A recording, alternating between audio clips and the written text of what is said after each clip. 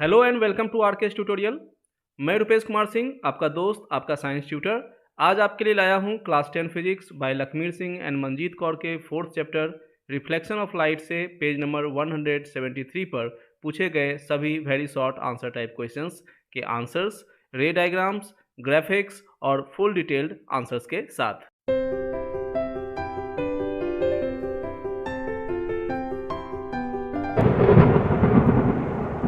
So let's move on our today's topic.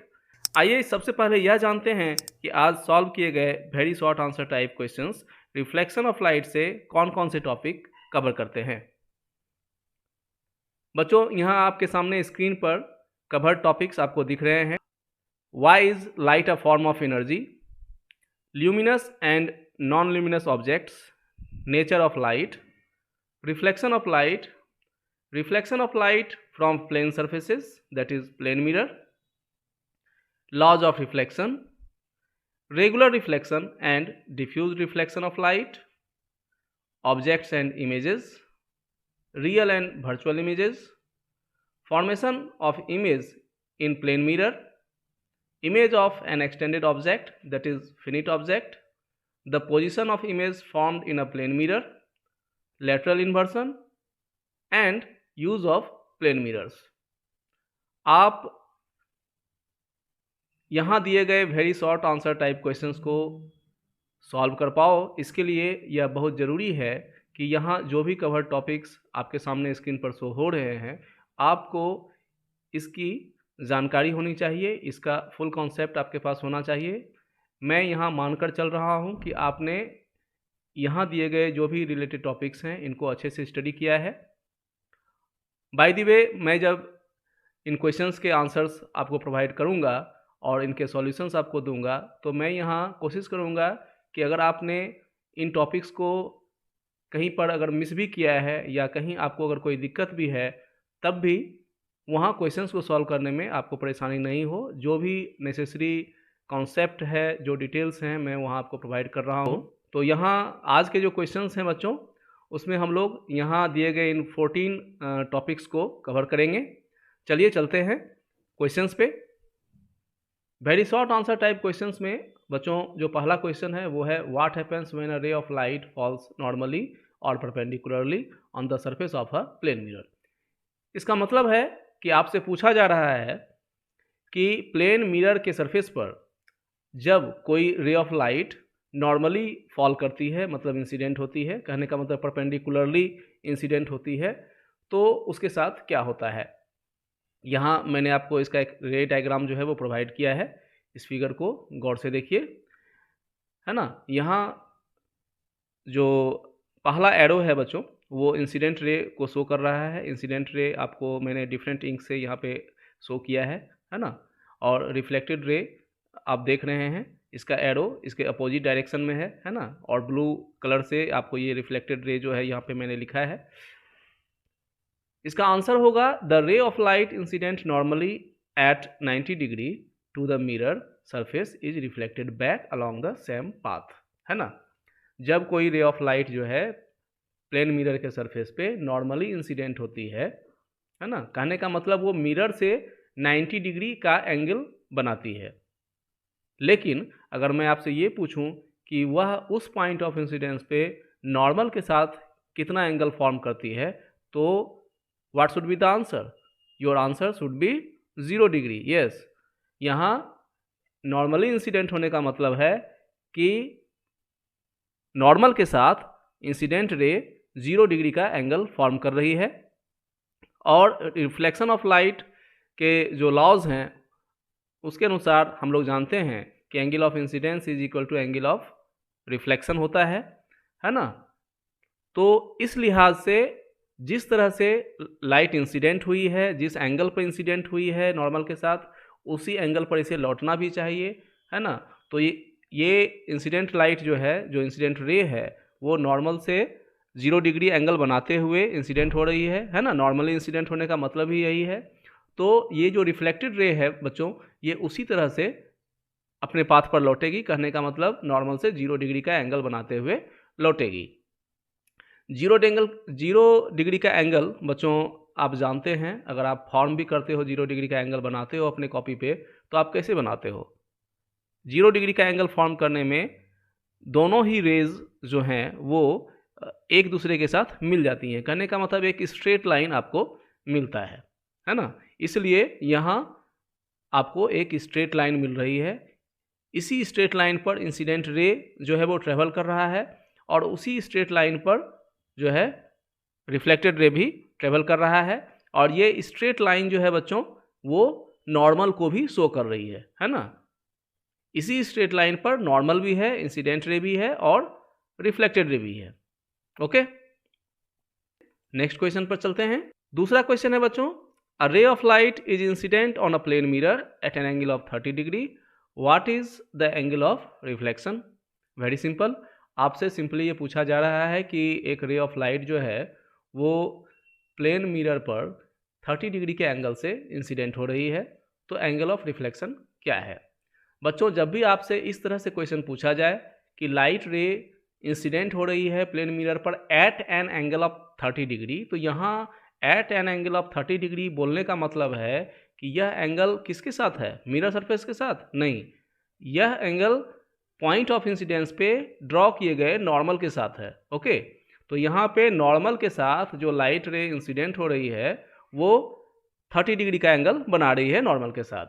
तो जब ये रिफ्लेक्ट होगी तो by the laws of reflection we know it very well, है ना, कि angle of reflection is equal to angle of incidence. तो यहाँ पे जो लाइट रे रिफ्लेक्टेड होगी वो नॉर्मल के साथ 30 डिग्री का एंगल बनाएगी। रे डायग्राम को ध्यान से देखिए, यहाँ पे 30 डिग्री जो है रे AO इंसिडेंट हो रही है मिरर पर और O जो है बच्चों वो पॉइंट ऑफ इंसिडेंस है ना, और ये जो डॉटेड लाइन है ये नॉर्मल को शो कर रहा है।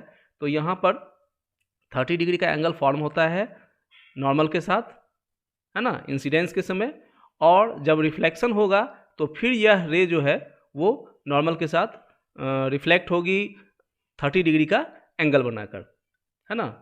बहुत ही सिंपल सा क्वेश्चन है, मैं समझता हूँ कि इसमें कोई दिक्कत नहीं होनी चाहिए। ओके, तो हम लोग आगे बढ़ें। Question number 3, A ray of light strikes a plane mirror at an angle of 40 degree to the mirror surface। ध्यान दीजिए, पिछले सवाल में भी at an angle of 30 degree था, लेकिन यहाँ उसके साथ एक और टर्म जोड़ा गया है टू द मिरर सरफेस। इसका मतलब ये है बच्चों कि यहाँ पर जो एंगल फॉर्म हो रहा है 40 डिग्री का, है ना, ये जो एंगल फॉर्म हो रहा है फिगर में देखिए, मैंने आपके लिए फिगर ड्रॉ किया है ना। मैं हर क्वेश्चन में आपकी सुविधा के लिए मैं फिगर ड्रॉ कर रहा हूँ बच्चों, है ना, इससे आपको समझने में आसानी होगी। तो यहाँ पर लाइट रे जो इंसिडेंट हो रही है बच्चों, है ना, वो मिरर के साथ ये जो रे है बच्चों आपको जो दिख रही है, आप ध्यान से देखिए, ये इंसिडेंट रे है और मिरर के साथ, है ना, नॉर्मल के साथ नहीं, मिरर के साथ ये 40 डिग्री का एंगल फॉर्म कर रहा है और हमें बताना है what will be the angle of reflection. बच्चों, कोई भी क्वेश्चन आपके लिए सेट किया जाता है तो उस क्वेश्चन में ही उसका आंसर भी छिपा हुआ होता है ना। क्वेश्चंस कभी भी ऐसे नहीं पूछे जाते कि आप उसका आंसर ना ढूंढ पाओ। हाँ, हमें स्टेप वाइज सोचना होता है। उसके लिए आपसे पूछा जा रहा है what will be the angle of reflection. Angle of reflection निकालने के लिए हमें ये पता है कि एंगल ऑफ रिफ्लेक्शन, देखिए, रिफ्लेक्शन एक सेकेंडरी इवेंट है। रिफ्लेक्शन पहले नहीं होता, पहले क्या होता है, पहले इंसिडेंस होता है ना। लाइट रे पहले इंसिडेंट होती है तब उसका रिफ्लेक्शन होता है, इसलिए रिफ्लेक्शन जुड़ा हुआ है इंसिडेंस से। तो अगर हमें रिफ्लेक्शन के बारे में कुछ निकालना है तो हमें सबसे पहले वह चीज़ इंसिडेंस के बारे में पता होना चाहिए कि लाइट रे कैसे इंसिडेंट हो रही है। तो एंगल ऑफ रिफ्लेक्शन निकालने के लिए by the laws of reflection we know it very well that angle of reflection is equal to angle of incidence. तो हमें सबसे पहले एंगल ऑफ इंसिडेंस निकालना होगा। तो देखिए, इस डायग्राम में मैंने पॉइंट ऑफ इंसिडेंस पे हैंड को देखिए, जो मूविंग हैंड है ना, यहाँ पे ये जो है नॉर्मल को शो कर रहा है ना। नॉर्मल के साथ ये इंसिडेंट रे है जो कि 40 डिग्री का एंगल बना रही थी, किसके साथ, मिरर सरफेस के साथ। तो अब हम जानते हैं कि नॉर्मल जो होता है वो मिरर सरफेस पर 90 डिग्री का एंगल बनाता है। तो ये कंप्लीट एंगल जो है बच्चों, ये जो रेक्टेंगल देख रहे हैं आप, है ना, ये क्या है, कंप्लीट एंगल को शो कर रहा है। मतलब नॉर्मल जो है मिरर सरफेस के साथ जो एंगल बना रहा है वो शो हो रहा है इस रेक्टेंगल से, है ना। तो ये कितना है बच्चों, 90 डिग्री है ना। देखिए मैंने 90 डिग्री लिखा भी है यहाँ आपके लिए। ये पूरा एंगल 90 डिग्री है। इसमें से दिस एंगल, है ना, मतलब मिरर सरफेस और इंसिडेंट रे के बीच का एंगल, ये जो देख रहे हैं आप रेड इंक से, ये 40 डिग्री है। तो ये कंप्लीट 90 डिग्री, उसमें से ये 40 डिग्री। तो जाहिर सी बात है, बहुत ही सिंपल है। आप 90 डिग्री में इस एंगल को माइनस करोगे, है ना, 40 डिग्री को, तो आपको ये क्या मिलेगा, यह मिलेगा आपको इंसिडेंट रे और नॉर्मल के बीच का एंगल मिलेगा। और 90 डिग्री में 40 डिग्री माइनस करते हैं तो कितना मिलता है हमको, 50 डिग्री मिलता है। तो यहाँ पे एंगल ऑफ इंसिडेंस इस तरह से आपको मिल जाता है 50 डिग्री। और जैसे ही एंगल ऑफ इंसिडेंस आपको मिल गया 50 डिग्री, तो हम लोग फटाक से एंगल ऑफ रिफ्लेक्शन बता सकते हैं, है ना, क्योंकि ये दोनों इक्वल होते हैं। तो अगर एंगल ऑफ इंसिडेंस 50 डिग्री है तो एंगल ऑफ रिफ्लेक्शन भी हमारा 50 डिग्री होगा। यही मैंने आपको यहाँ सॉल्व करके दिखाया है। Angle to the mirror surface is equal to 40 degree है, therefore angle of incidence is equal to 90 degree minus 40 degree is equal to 50 degree. ठीक है। अब according to the second law of reflection हम लोग जानते हैं angle of incidence is equal to angle of reflection, therefore angle of reflection is equal to 50 degree. बच्चों कभी भी किसी भी क्वेश्चन में अगर आपको ये दिया जाता है कि कोई पार्टिकुलर रे ऑफ लाइट जो है वो मिरर सरफेस के साथ इतना एंगल बनाती है और आपको ज़रूरत पड़ती है एंगल ऑफ इंसिडेंस निकालने की, तो इसे एक जनरल रूल की तरह याद रख लीजिए, है ना। कुछ नहीं करना है, 90 डिग्री में उस एंगल को माइनस कर देना है, तो जो एंगल हमें मिलेगा वो होगा एंगल ऑफ इंसिडेंस। 90 डिग्री में किस एंगल को माइनस करना है, उस एंगल को जो कि मिरर सरफेस और इंसिडेंट रे के बीच बन रहा है। ठीक है, तो ये हमें एंगल ऑफ इंसिडेंस देगा। और जैसे ही हमें एंगल ऑफ इंसिडेंस मिलता है तो इस तरह से हमें एंगल ऑफ रिफ्लेक्शन निकालने में कोई परेशानी नहीं है, है ना। एंगल ऑफ इंसिडेंस ही जो है वो एंगल ऑफ रिफ्लेक्शन भी होगा। Okay, so let's move on next question. Question number 4, a ray of light is incident normally on a plane mirror, what will be the angle of incidence and angle of reflection. बच्चों ये question कोई नया question नहीं है। Question number 1 जो है मेरा वो यही क्वेश्चन था बच्चों, है ना, सिर्फ उसके पूछने का तरीका अलग था। फिर से आपसे कहा जा रहा है कि रे ऑफ लाइट जो है वो नॉर्मली इंसिडेंट हो रही है प्लेन मिरर पर। तो नॉर्मली इंसिडेंट होने का मतलब ही है बच्चों कि नॉर्मल के साथ वो कितना एंगल बनाएगी, 0 एंगल बनाएगी, है ना। और एंगल ऑफ रिफ्लेक्शन क्या होगा, वो भी 0 होगा, क्योंकि angle of reflection is equal to angle of incidence, है ना।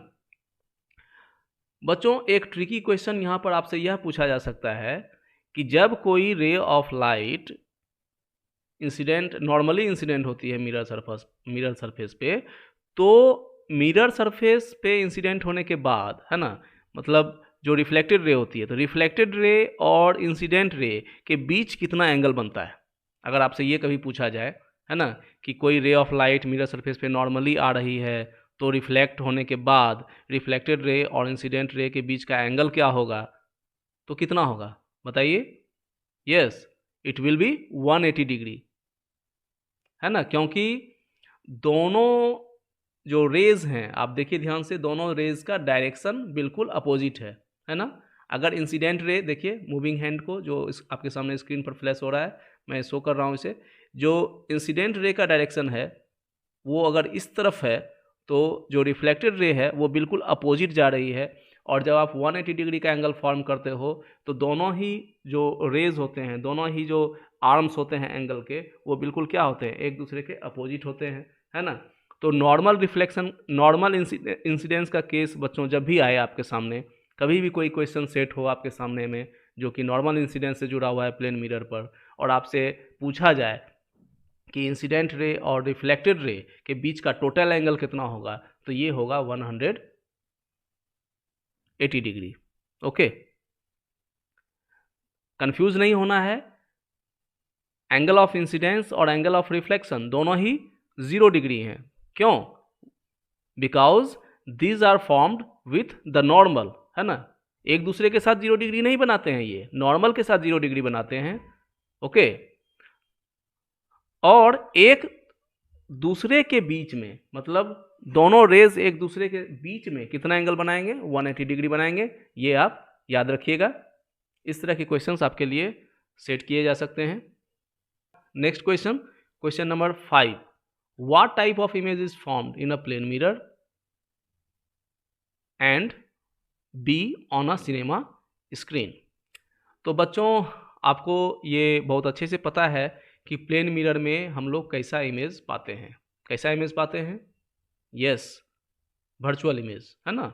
हमें पता है कि प्लेन मिरर में हमेशा वर्चुअल इमेज फॉर्म होता है। वर्चुअल इमेज वह इसलिए है क्योंकि वो एक्चुअली बन नहीं रहा है ना। वो एक अपेरेंट चीज़ है, मतलब हमें महसूस होता है, वो अपीयर होता है ना, वो फील होता है कि बन रहा है।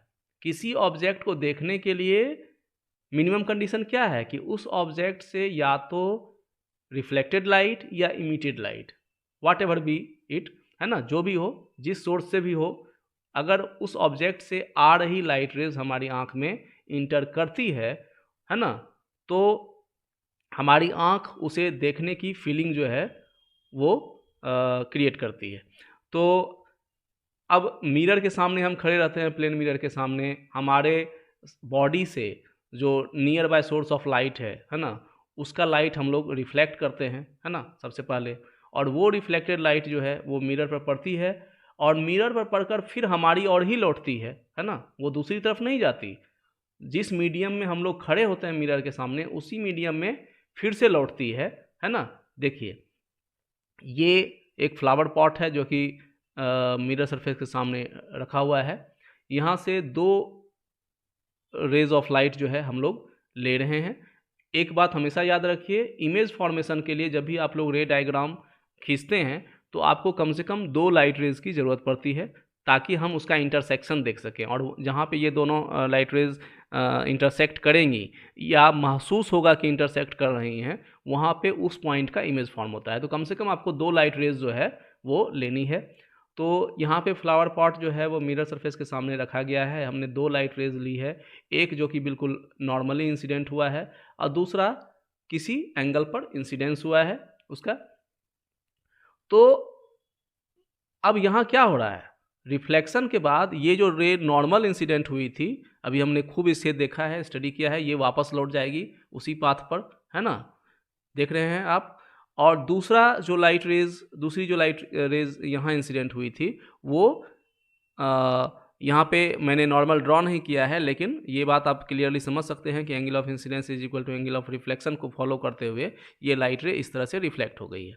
तो यहाँ जो आँख है बच्चों, है ना, यहाँ जो आँख है वो इस फ्लावर पॉट को मिरर में भी देख लेगी, क्योंकि आँख को सिर्फ और सिर्फ मतलब है कि फ्लावर पॉट से जो रेज रिफ्लेक्ट हो रही है वो उसके पास पहुंच जाए, आँख के पास पहुंच जाए, आँख में इंटर कर जाए। तो अब यहाँ जो आँख है वो इन दोनों लाइट रेज को तो देख रही है, कहाँ देख रही है, मिरर के पीछे से आती हुई देख रही है, क्योंकि उस डायरेक्शन तो वही है ना। तो वो कहाँ देखेगी, वो मिरर के भीतर देखेगी। लेकिन ये एक्चुअली बना नहीं है, आँख सिर्फ उसको देख ले रही है, इसलिए उसे लग रहा है कि यह इसके पीछे बना हुआ है ना। तो ये वर्चुअल इमेज होता है। आपने इसके बारे में इस चैप्टर को स्टडी करते हुए जो टॉपिक्स मैंने आपको पहले बताए स्क्रीन पर, जो मैंने आपको शो किया, उन टॉपिक्स को अगर आपने अच्छे से स्टडी किया होगा तो इसको खूब अच्छे से आपने पढ़ा होगा। फिर भी और मैं आपको इतना बता भी दे रहा हूँ कि इसमें आपको कोई दिक्कत नहीं होनी चाहिए। तो प्लेन मिरर में इस तरह से बच्चों क्या होगा, हमेशा ऐसा ही होता है, कभी भी ऐसा हो ही नहीं सकता कि 2 लाइट रेज जो है ना वो एक दूसरे को मिरर के सामने इंटरसेक्ट कर दें। ओके, तो इस तरह से प्लेन मिरर में रियल इमेज तो कभी फॉर्म हो ही नहीं सकता बच्चों, हमेशा वर्चुअल इमेज बनता है। इसलिए, है ना, हम कहते हैं कि ऑलवेज वर्चुअल होता है। प्लेन मिरर में जो इमेज बनेगा वो ऑलवेज वर्चुअल होगा। वर्चुअल होने का मतलब चूंकि वो काल्पनिक है, बना नहीं है, तो बना नहीं है तो उसको हम स्क्रीन पर भी ऑब्टेन नहीं कर सकते हैं, किसी स्क्रीन पर उसको हम ऑब्टेन नहीं कर सकते हैं। दूसरा था on a cinema screen. Cinema screen पर किस तरह का इमेज फॉर्म होता है बच्चों। तो देखिए, सिनेमा स्क्रीन, स्क्रीन शब्द आया, जैसे ही स्क्रीन शब्द आया और उस पर किसी इमेज बनने की बात हो रही है बच्चों, तो that should be only and only real, है ना, because only real images can be formed on a screen, है ना। हम लोग सिर्फ रियल इमेज को स्क्रीन पर ऑब्टेन कर सकते हैं। और रियल इमेज जो होता है यहाँ पर मैंने आपको शो किया है। देखिए, ये एक सिंपल सा रे डायग्राम है जो सिनेमा स्क्रीन पर जिस तरह से ऑब्टेन किया जाता है बच्चों, वो उसको एक्सप्लेन कर रहा है। हालांकि अब चीज़ें बहुत बदल चुकी हैं, अब प्रोजेक्टर्स वगैरह यूज़ किए जा रहे हैं, है ना। सिनेमा की थ्योरी अब बहुत चेंज हुई है। ये एक सिंपल थ्योरी है बच्चों। पहले क्या होता था कि यहाँ एक फिल्म लगी होती थी, है ना। फिल्म में जो इमेजेस होती थी वो उल्टी होती थी, है ना। फिल्म उल्टी रखी जाती थी, उसके सामने एक कॉन्वेक्स लेंस होता था, है ना। और कॉन्वेक्स लेंस जो है बच्चों वो क्या करता है, वो रियल इमेज फॉर्म करता है। सिर्फ एक कंडीशन को छोड़कर कॉन्वेक्स लेंस जो है वो हमेशा रियल इमेज को फॉर्म करता है। इसके बारे में हम लोग जब आगे के टॉपिक्स पढ़ेंगे तो बहुत अच्छे से जानेंगे। अभी आपको सिर्फ मैंने जो ज़रूरी है वो यहाँ पर शो किया है।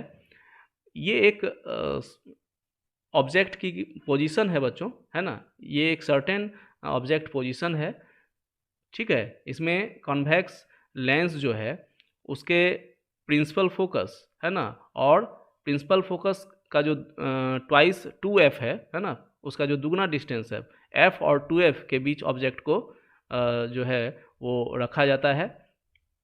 और इसमें इमेज जो है बच्चों जो फॉर्म होता है वो उस ऑब्जेक्ट से बहुत बड़ा फॉर्म होता है। और अब चूंकि ये उल्टा था यहाँ पर, तो यहाँ आने के बाद ये क्या हो जाएगा, सीधा हो जाएगा। चूंकि रियल इमेजेस जो होते हैं बच्चों वो with respect to the original object हमेशा इन्वर्टेड होते हैं, है ना। तो ऑब्जेक्ट अगर हमारे लिए टेढ़ा है तो इमेज उसका सीधा होगा, और ऑब्जेक्ट अगर हमारे लिए सीधा है तो हम इमेज के साथ देखेंगे, उल्टा देखेंगे, है ना। ये दोनों एक दूसरे के हमेशा एक दूसरे के रिस्पेक्ट में इन्वर्टेड होंगे। तो यहाँ पे आप देख रहे हैं कि ये जो यहाँ मिरर के केस में हम इसको रिफ्लेक्टेड लाइट बोलते हैं, और लेंस के केस में हम लोग इसे रिफ्रैक्टेड लाइट रेज बोलेंगे, क्योंकि ये लौटती नहीं है, ये लेंस को क्रॉस करके मतलब दूसरी ओर जो है वो निकलती है ना, और एक दूसरे से मिलती है, रियली मीटिंग होती है इनके, इन दोनों रेज के बीच में रियल मीट होता है। ओके, जैसे हम लोग आप अपने फ्रेंड से अपनी क्लास में वाकई में मिलते हो, है ना, एक दूसरे के साथ बैठते हो, मिलते हो, तो ये वही चीज़ है, ये रियल इंटरसेक्शन हो रहा है, रिफ्लेक्टेड लाइट रेज का रियल इंटरसेक्शन हो रहा है।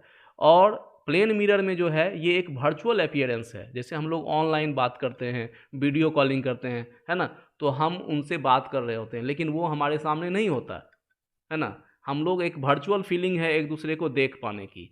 तो यहाँ पे जो कॉन्वेक्स लेंस में जो हो रहा है बच्चों, ये वर्चुअल फीलिंग नहीं है, ये रियल है ना। दोनों रेज एक दूसरे को सही में इंटरसेक्ट कर रही है। और आप देख रहे हैं कि फ्लावर पॉट का जो सबसे टॉप फ्लावर था उसका पॉइंट जो था, यहाँ से 2 रेज चली थी, तो यहाँ पे उसका उसी फ्लावर का टॉप जो फ्लावर था उसका इमेज यहाँ पे बन रहा है। इसी तरह से पूरे फ्लावर पॉट का इमेज जो है वो यहाँ बनेगा। अब चूंकि ये रियली फॉर्म हुआ है तो हम लोग अगर यहाँ एक स्क्रीन रख देंगे तो उस पर हमें ये दिखाई पड़ेगा, है ना। सिनेमा स्क्रीन पर जस्ट यही होता है। ओके, तो मैं समझता हूँ कि ये आपको बहुत अच्छे से समझ में आया होगा। चलिए बढ़ते हैं नेक्स्ट क्वेश्चन पर। Question number 6, what kind of mirror is required for obtaining a virtual image of the same size as the object. आपसे पूछा जा रहा है बच्चों कि अगर हमें सबसे पहले यहाँ देखिए 2 चीज़ें हैं, है ना, इंडिकेटर को देखिए, मूविंग हैंड को, यहाँ वर्चुअल इमेज आपसे पूछा गया है, उसके बाद सेम साइज पूछा गया है। तो दोनों चीज़ें हमें ध्यान रखनी है, वर्चुअल इमेज भी होना चाहिए और सेम साइज का भी होना चाहिए, और यह सिर्फ होता है प्लेन मिरर में, है ना। अगर सिर्फ वर्चुअल इमेज की बात हम लोग करें बच्चों, तो वर्चुअल इमेज जो होता है वो कॉन्वेक्स मिरर में भी फॉर्म होता है ना, और कॉनकेव लेंस में भी फॉर्म होता है। लेकिन हमें क्या चाहिए, हमें चाहिए ऑब्जेक्ट के सेम साइज का इमेज, है ना। तो ऑब्जेक्ट के सेम साइज का इमेज भी हो, वर्चुअल भी हो, तो ये सिर्फ प्लेन मिरर में होता है। ओके, देखिए क्वेश्चन नंबर 7 में जो मैंने शो किया है एग्जाम्पल, है ना, जो डायग्राम मैंने दिखाया है, फिगर दिखाया है, ग्राफिक्स को देखिए। यहाँ MN एक प्लेन मिरर है, इसके सामने ये आपका फ्रेंड है, खड़ा है ना।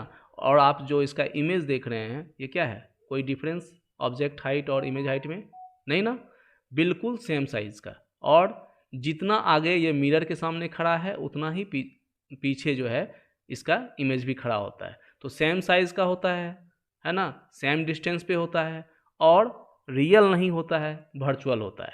ठीक है, यहाँ बच्चों देखिए एस्टेरिक के आगे मैंने जो लिखा है, convex mirrors also always form virtual and erect images but their sizes are always diminished with respect to the size of the object, है ना। तो जैसा मैंने आपको अभी बताया कि कॉन्वेक्स मिरर में भी जो है वो वर्चुअल इमेज बनते हैं, इरेक्ट इमेज भी बनते हैं प्लेन मिरर की तरह, लेकिन क्या होता है, वो छोटा बनता है, डिमिनिश हो जाता है, उस साइज उसका जो है वो ओरिजिनल ऑब्जेक्ट के रिस्पेक्ट में घट जाता है। ठीक है, तो यह सिर्फ और सिर्फ होता है प्लेन मिरर में, सेम साइज का, इरेक्ट और वर्चुअल, ये तीनों चीज़ें कहाँ होती हैं एक बार में, प्लेन मिरर में। क्वेश्चन नंबर 7 बच्चों आपसे पूछा जा रहा है, what is the name of the phenomenon in which the right side of an object appears to be the left side of the image in a plane mirror। Simple है, आप इसे बहुत अच्छे से जानते हैं। देखिए ये बच्चा प्लेन मिरर के सामने खड़ा है, अभी यह जो हैंड है इसका बच्चों, मूविंग हैंड जो मैं यहाँ पे शो कर रहा हूँ, देखिए ये इंडिकेटर जो है, अभी मैंने इस इंडिकेटर को कहाँ रखा हुआ है, इसके हैंड पर। ये हैंड जो है इसका कौन सा हैंड है, राइट हैंड, यस।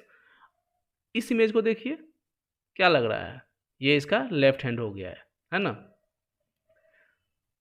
तो चूंकि प्लेन मिरर कुछ चेंज नहीं करता, जस का तस शो करता है, ऑब्जेक्ट जैसा है वैसा ही शो करता है, तो चीज़ें उल्टी हो जाती हैं, है ना। तो ये जो इसका लेफ्ट हैंड था बच्चों, वो इमेज में इसका राइट हैंड हो जाता है, और इसी को बोलते हैं लेटरल इन्वर्सन, है ना। ये इवेंट क्या कहलाता है, लेटरल इन्वर्सन, ये फिनोमेना लेटरल इन्वर्सन कहलाता है। चलिए नेक्स्ट क्वेश्चन पे चलते हैं। Question number 8, name the phenomenon responsible for the following effect when we sit in front of a plane mirror and write with our right hand, it appears in the mirror that we are writing with the left hand. बच्चों ये कोई नया question नहीं है, question number 7 की तरह ही है ना। अब जब हमारा हाथ ही उलट जाता है, जब हमें अपना राइट हैंड लेफ्ट हैंड दिखाई पड़ता है, तो जाहिर सी बात है हम जो लिख रहे हैं वो भी जो है वो पलट जाएगा, है ना, लेटरली इन्वर्टेड हो जाएगा। तो क्वेश्चन पूछ रहा है कि एक बच्चा, है ना, अपने दाएं हाथ से जो है लिख रहा है। देखिए ये बच्चा यहाँ पर, सॉरी ये इमेज थोड़ा सा जो है बच्चों वो उल्टा हो गया है। एक्चुअली मैंने जो यहाँ शो किया है, ये एक लेफ्टी बच्चा है ना, ये अपने लेफ्ट हैंड से लिख रहा है, और मिरर में हम लोग इसे देख रहे हैं कि ये क्या हो गया है, इसका राइट हैंड हो गया है। तो जिस तरह से इसका लेफ्ट हैंड राइट हैंड हो गया है, उसी तरह से राइट हैंड अगर हम उल्टा देख लें, है ना, मान लें कि यही ओरिजिनल ऑब्जेक्ट है ना, बच्चा है, और ये मिरर है ना, मिरर को पलट देते हैं, तो अगर ये देखिए कि ये बच्चा राइट हैंड से लिख रहा है, तो ये बच्चा जो है वो इसका जो इमेज है वो क्या कर रहा है, लेफ्ट हैंड से लिख रहा है। ठीक है, बहुत सिंपल सा टॉपिक है, आप इसे बहुत अच्छे से समझते हो। चलते हैं नेक्स्ट क्वेश्चन पर। क्वेश्चन नंबर 9 बच्चों, if an object is placed at a distance of 10 centimetre from a plane mirror, how far would it be from its image. कहता है बच्चों कि कोई ऑब्जेक्ट जो है वो प्लेन मिरर के सामने 10 सेंटीमीटर के डिस्टेंस पे रखा गया है, तो ये अपने इमेज से कितना दूर होगा।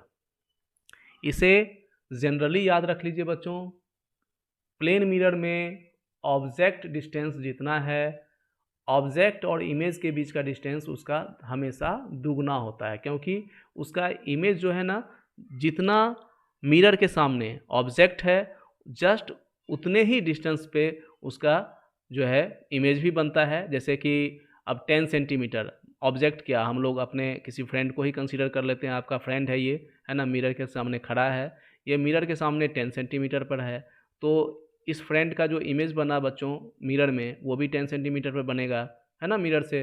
तो टोटल डिस्टेंस है ना, इसका अपने इमेज के से टोटल डिस्टेंस क्या होगा बच्चों, 20 सेंटीमीटर होगा, है ना। यही मैंने यहाँ इंडिकेट किया है। In a plane mirror the image is formed behind the mirror at the same distance as the object is kept in front of the mirror. अब distance between object and mirror 10 centimetre है, so distance between mirror and image 10 centimetre हो गया। Therefore the distance between object and image कितना हो जाएगा, 10 + 10 that is 20 centimetre. Very simple. हम लोग next question पे चले। Question number 10, which property of light makes a pencil cast a shadow when it is held in front of a light source. आपसे पूछा जा रहा है बच्चों कि लाइट की वह कौन सी प्रॉपर्टी है ना, जिसके कारण कोई पेंसिल जो है वो शैडो कास्ट करती है जब यह लाइट सोर्स के सामने रखी जाए। तो हमें पता है ना, हम लोगों ने इसे खूब अच्छे से पढ़ा है कि लाइट हमेशा स्ट्रेट लाइन पाथ पर ट्रेवल करती है ना।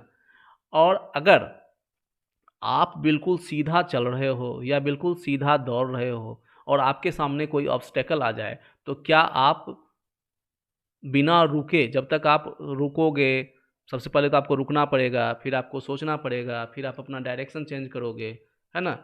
लेकिन लाइट के साथ तो ये भी बात नहीं है, लाइट तो रुक भी नहीं सकती है, अपना डायरेक्शन चेंज भी नहीं कर सकती है, ये हमेशा सीधा ही सीधा चलती है। हम लोग सीधा भी चल सकते हैं और आड़ा तिरछा भी चल सकते हैं, अपना रास्ता बदल भी सकते हैं, लेकिन लाइट ऐसा कभी नहीं कर सकती। तो जब हम सीधा दौड़ रहे होते हैं और हमारे सामने कोई दीवार आ जाए तो हम टकरा कर क्या होगा, वहीं पे रुक जाएंगे या पीछे गिर जाएंगे। क्या दीवार के बाहर हम जा सकते हैं, नहीं जा सकते हैं। ठीक उसी तरह से लाइट रेज भी जो होती हैं, अगर उनके सामने ऑब्स्टेकल आ जाता है तो ये मुड़ नहीं पाती है ना, वहीं रुक जाती है। लेकिन उस ऑब्स्टेकल का जो एरिया है वो एरिया ही लाइट रे को रोक पाएगा, है ना। उसके बाहर कोई ऑब्स्टेकल नहीं है, इसलिए लाइट रे ऊपर से तो गुजर ही लेगी, है ना। तो जितने एरिया में लाइट रेज नहीं गुजर पाएगी, देखिए यहाँ पर जो डार्क रीजन है बच्चों, इस रीजन में लाइट रे जो है वो नहीं पहुँच पा रही है ना। इस रीजन में लाइट रे जो है वो नहीं पहुँच पा रही है। इसके ऊपर ये जो पॉइंट सोर्स है बच्चों, यहाँ से जितनी भी लाइट रेज ऊपर जाएगी इस बॉल के ऊपर से, वो सब जो है इस स्क्रीन पर पहुँचेगी, है ना। यहाँ भी नीचे भी पहुँचेगी, लेकिन ये जो बॉल है इसने जो एरिया कवर किया हुआ है, ठीक है, तो इसका जो सरकमफेरेंस है बच्चों, इसका टोटल जो सरकमफेरेंस है ना, इमेजिन कीजिए दिमाग में बॉल का जो सरकमफेरेंस है, वो पूरा का पूरा सरकमफेरेंस वाला जो एरिया होगा वो क्या करेगा, लाइट रे को ऑब्स्टेकल कर लेता है, रोक लेता है। तो लाइट रेज ऊपर ऊपर निकलती है, उसके पीछे नहीं पहुंचती है। शैडो क्या है, शैडो अपने आप में कुछ नहीं है। Shadow is a area where there is no light. जहाँ लाइट नहीं है बच्चों, वहाँ हमें डार्क मिलता है। आप अपने कमरे में बैठे हैं, है ना, नाइट का समय है। नाइट का समय मैं इसलिए कह रहा हूँ क्योंकि डे में क्या होता है कि लाइट किसी भी सोर्स से जो है आपके कमरे में इंटर कर सकती है ना, किसी भी जरिए से। नाइट में चूँकि बिल्कुल डार्क होता है, तो आप अपने कमरे में बैठे हुए हो, आप अपने कमरे का बल्ब ऑफ करते हो, तो आपको अपने चारों ओर क्या नज़र आता है, कोई भी चीज़ नज़र आती है, नहीं नज़र आती है, सारा का सारा सब कुछ डार्क होता है। तो where there is no light that is black और डार्क। ब्लैक कलर कुछ नहीं है, black colour disappearance of light है ना। मतलब जब हम लाइट को मिस करते हैं, कहीं अगर लाइट नहीं होता तो वहाँ ब्लैक कलर होता है। ब्लैक कलर कोई कलर नहीं है बच्चों, याद रखिए, ब्लैक कलर अपने आप में कोई कलर नहीं है। वहाँ चूँकि लाइट नहीं है ना, या वो एरिया जो आपको ब्लैक लग रहा है वो एरिया क्या कर रहा है, वो एरिया ऐसा एरिया है जिसको कैपेसिटी ही नहीं है लाइट रे को रिफ्लेक्ट कर पाने की। उस एरिया के लिए हम लोग ब्लाइंड हैं, ठीक है। जैसे कोई अंधा आदमी, क्या उसको कोई भी कलर, कोई भी ऑब्जेक्ट दिखता है, नहीं दिखता है। उसके लिए सब कुछ क्या है, बिल्कुल ब्लैक है। भले ही उस कमरे में लाइट हो, कोई भी चीज़ हो, उसके लिए सब सारी चीज़ें क्या हैं, सारी चीज़ें ब्लैक हैं। क्यों? क्योंकि उसकी आँख जो है वो विज़न की फीलिंग क्रिएट कर पाने में जो है वो डिसेबल्ड है ना। क्योंकि वो कोई भी लाइट को रिकॉग्नाइज नहीं कर सकता है। तो ब्लैक रीजन जो है, हम लोग वहाँ से किसी भी लाइट को रिफ्लेक्ट होकर अपनी आँखों पर आता हुआ नहीं देख सकते हैं, क्योंकि वहाँ लाइट का इंक्रोचमेंट नहीं है, लाइट वहाँ पहुँच ही नहीं रही है। तो जहाँ नहीं पहुँच रही है वो ब्लैक है या डार्क है। शैडो यही है, शैडो एक ऐसा एरिया है जहाँ लाइट का इंक्रोचमेंट नहीं है, लाइट जहाँ नहीं पहुँच पा रही है। तो लाइट स्ट्रेट लाइन में ट्रेवल करने के कारण क्या होता है, जब भी उसके मार्ग में कोई चीज़ आती है तो उसके ऊपर ऊपर निकल जाएगा, और जहाँ नहीं पहुँच पाएगा तो वहाँ क्या बनेगा, वहाँ एक डार्क रीजन बनेगा, है ना। और यही शैडो फॉर्मेशन होता है। ओके, हालांकि आप देखते हैं कि शैडो बीच में गहरा होता है और कॉर्नर्स पे कम गहरा होता है। ये एक डिटेल्ड टॉपिक है, इसके बारे में हम लोग और आगे अपने नेक्स्ट टॉपिक्स में कवर करेंगे, या आप इसे अपने हायर स्टैंडर्ड में अच्छे से पढ़ोगे, है ना, जब हम लोग बेंडिंग ऑफ लाइट पर डिस्कस करेंगे। लाइट हम लोग जानते हैं कि रेक्टिलिनियर प्रोपेगेशन करता है, बिल्कुल स्ट्रेट चलता है, लेकिन बेंडिंग भी होती है ना, जिसको डिफ्रैक्शन बोलते हैं। तो वो डिफ्रैक्शन हम लोग अभी कवर नहीं करेंगे। एक्चुअली जो आपको कॉर्नर्स पे शैडो हल्का दिखता है, उसका कारण वही है। ओके, तो शैडो फॉर्मेशन के लिए भी इतना जानना जरूरी है। चलिए हम लोग चलते हैं नेक्स्ट टॉपिक पे। Question number 11, the image seen in a plane mirror cannot be formed on a screen. What name is given to this type of image? कहता है कि प्लेन मिरर में जो इमेज दिखता तो है, लेकिन उसे हम स्क्रीन पर फॉर्म नहीं कर सकते हैं। इस तरह के जो इमेजेस होते हैं वो क्या कहलाते हैं? सिंपल है, इसका आंसर वर्चुअल इमेज होगा। एस्टेरिक में मैंने इसका एक्सप्लेनेशन दिया है, पढ़िए। A plane mirror reflects incident light back in the same medium, है ना, जिस मीडियम में हम खड़े हैं उसी मीडियम में, through which it was coming on it. When this reflected light enters the eyes of the observer, he sees the object not at the actual position but inside the mirror, because light entering into his eyes in such a way as if it were coming from inside the mirror.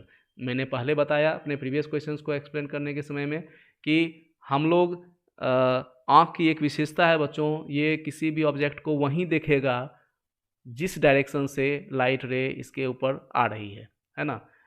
Object का actual position क्या है इससे आँख को कोई मतलब नहीं है ना। आपके जस्ट सामने आपका फ्रेंड खड़ा है और आप दोनों के बीच में एक दीवार खड़ी कर दी जाए, और आपके फ्रेंड से जो रिफ्लेक्टेड लाइट है किसी तरह से, किसी सोर्स से, है ना, दूसरे डायरेक्शन से आपकी आँख पे अगर पहुंच जाए, तो आप अपने फ्रेंड को उस दीवार के पीछे तो नहीं देख पाएंगे, लेकिन जिस डायरेक्शन से लाइट आपकी आंख पे आ रही है आप अपने फ्रेंड को वहाँ ज़रूर देख लोगे, है ना। तो आंख को किसी ऑब्जेक्ट को देखने के लिए, है ना, सिर्फ उससे रिफ्लेक्टेड लाइट को खुद में महसूस करना ज़रूरी है, उसके पास पहुँचनी चाहिए रिफ्लेक्टेड लाइट, और वो वहीं देखेगी उस ऑब्जेक्ट को जिस डायरेक्शन से लाइट रे आ रही है। तो यहाँ इमेज बन नहीं रहा है बच्चों, है ना, ये फीलिंग हो रही है, सेंसेशन हो रही है आँख को कि इमेज बन रहा है, उसको देख रही है, ठीक है। The image is not actually formed but it gives a virtual presence of it, है ना, वर्चुअल प्रेजेंस है, हमें फीलिंग होती है कि ऑब्जेक्ट वहाँ है। ओके, तो ये वर्चुअल इमेज कहलाता है। नेक्स्ट क्वेश्चन पे चलते हैं। Question number 12, fill in the following blank with suitable word. When light is reflected, the angle of incidence and reflection are very simple, always equal, है ना। आपके सामने में रे डायग्राम है, आपने लॉज ऑफ रिफ्लेक्शन को खूब अच्छे से पढ़ा है, हम लोगों ने काफ़ी इसको डिस्कस कर लिया है, फिर से डिस्कस करने की ज़रूरत मैं समझता हूँ नहीं है। ये इंसिडेंट रे है, रिफ्लेक्टेड रे है, नॉर्मल है, ये तीनों सेम प्लेन में लाई करते हैं। एंगल ऑफ इंसिडेंस और एंगल ऑफ रिफ्लेक्शन जो है वो इक्वल होता है, simple. Okay, next question, question number 13, state whether the following statement is true और false. A student says that we can see an object because light from our eyes is reflected back by the object, है ना।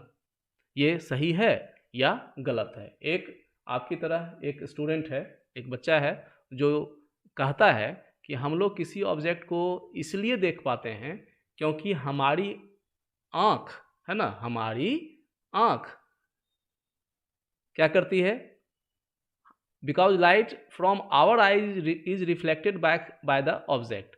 मतलब आपका दोस्त यह कह रहा है कि आपकी आंख लाइट को रिफ्लेक्ट कर रही है ना, सॉरी, आपकी आंखों से लाइट निकल रही है ना, या आपकी आंखों से लाइट आ रही है और ऑब्जेक्ट उसे रिफ्लेक्ट कर रहा है वापस। ये बिल्कुल गलत आंसर है बच्चों आपके दोस्त का, क्योंकि हम जानते हैं कि हम लोग किसी ऑब्जेक्ट को कैसे देखते हैं, हम लोग उस ऑब्जेक्ट को देखते हैं इसलिए क्योंकि वो ऑब्जेक्ट लाइट को रिफ्लेक्ट कर रहा है। हमारी आंख लाइट रिफ्लेक्ट नहीं करती है, वो ऑब्जेक्ट लाइट रिफ्लेक्ट करता है और वो हमारी आंखों तक पहुंचता है। ठीक है,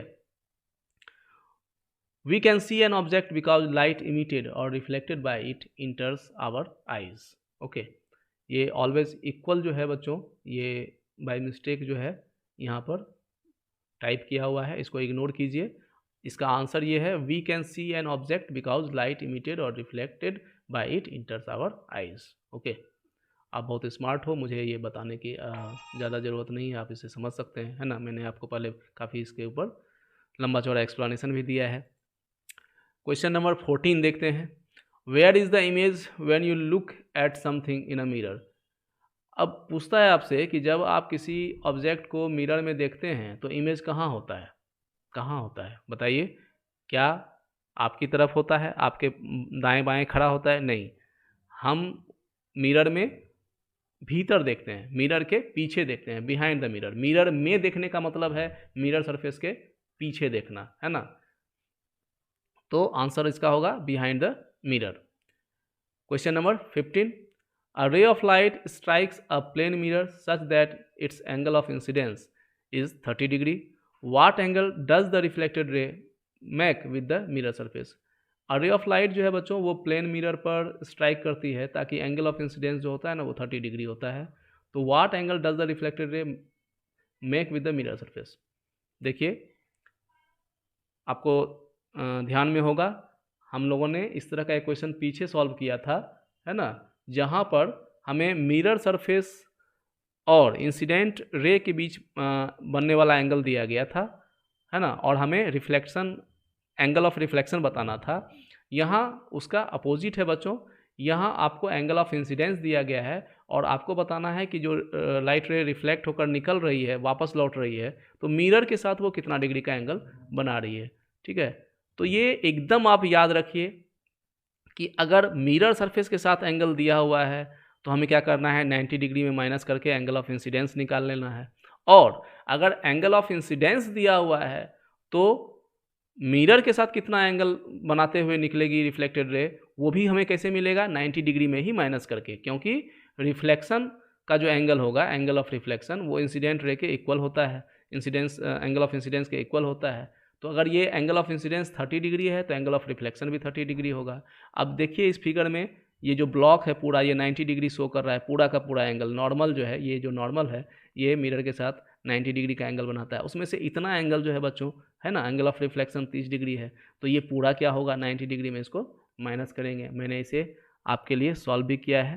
ठीक है, according to the second law of reflection angle of incidence is equal to the angle of reflection, given angle of incidence is equal to 30 degree, therefore angle of reflection is equal to 30 degree. Angle made by the reflected ray with the mirror क्या होगा बच्चों, 90 degree minus 30 degree. Figure से ये आपके सामने बहुत अच्छे से क्लियर है, मैं समझता हूँ कोई डाउट आपको नहीं होना चाहिए। तो बच्चों इस तरह से हम लोगों ने आज पेज नंबर 173 पर दिए गए very short answer type questions जो भी थे उनको अच्छे से सॉल्व किया, है ना। मैंने इसे आपके लिए पॉइंट बाय पॉइंट एक्सप्लेन भी किया है, आपको रे डायग्राम भी मैंने शो किया, है ना। तो मैं समझता हूँ कि अब इन क्वेश्चंस में आपको कोई दिक्कत नहीं होनी चाहिए। मेरा एक सजेशन है बच्चों, मेरी एडवाइस है, मैंने आपको सॉल्यूशंस प्रोवाइड किए हैं, लेकिन नेवर कॉपी द आंसर्स, है ना। आंसर्स को कभी कॉपी करने की कोशिश मत करो बच्चों। मैं आपको आंसर्स प्रोवाइड कर रहा हूँ, मतलब ये नहीं कह रहा हूँ कि जो आंसर्स मैंने आपके सामने स्क्रीन पर शो किए हैं आप बिल्कुल यही आंसर अपने नोटबुक में जो है वो उतार लो, है ना, क्योंकि ये आपकी कैपेसिटी को जो है ना, आपके इंटेलिजेंस को स्टॉप कर देगा। ठीक है, आप में खुद क्रिएटिविटी होनी चाहिए, आप उसको अच्छे से समझ रहे हो, है ना, तो फिर आपको ज़रूरत नहीं है कुछ कॉपी करने की। मैंने आपको कॉन्सेप्ट दिया है इन आंसर्स के माध्यम से, मैंने आपको एक्सप्लेन किया है। मैं चाहूँगा कि अब आप इन क्वेश्चंस के आंसर्स खुद से ट्राई करो, अच्छे से लिखने की कोशिश करो, और जो आपके टीचर हैं उन्हें आप दिखाइए, है ना। आप कमेंट सेक्शन में मुझसे कोई भी डाउट आप अपने शेयर कर सकते हैं इस चैप्टर से जुड़ा हुआ। यहाँ जो मैंने क्वेश्चन सॉल्व किए हैं उससे जुड़े हुए भी डाउट आप मुझसे पूछिए, मुझे बहुत खुशी होगी, है ना।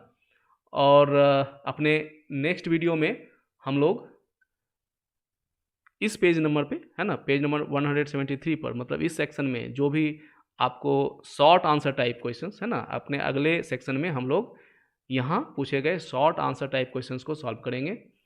तो आपके बड़े भाई की आपसे रिक्वेस्ट है कि अपने चैनल के साथ बने रहिए, और अगर आप इस चैनल पे पहली बार आ रहे हैं तो इसे सब्सक्राइब कीजिए, अपने दोस्तों के बीच शेयर कीजिए, है ना, क्योंकि यहाँ आपको आपके मैथमेटिक्स, साइंस और दूसरे सब्जेक्ट्स के लिए भी सॉल्यूशंस मिलेंगे with complete and full explanation के साथ, है ना, फुल डिटेल्ड एक्सप्लेनेशन के साथ। और आप कभी भी मेरे व्हाट्सएप नंबर पे जो मैं यहाँ स्क्रीन पर शो कर रहा हूँ आपके लिए, अपने कोई भी डाउट्स जो है वो मुझसे शेयर कर सकते हैं। बुक से रिलेटेड कोई भी प्रॉब्लम भी आप मुझसे शेयर कर सकते हो, है ना। You are always welcome. Okay, तो आज का वीडियो लेसन हम लोग यहीं फिनिश करते हैं। मिलते हैं नेक्स्ट वीडियो लेसन में शॉर्ट आंसर टाइप क्वेश्चंस के सॉल्यूशन के साथ। हंसते रहिए, मुस्कुराते रहिए। Love you all, bye.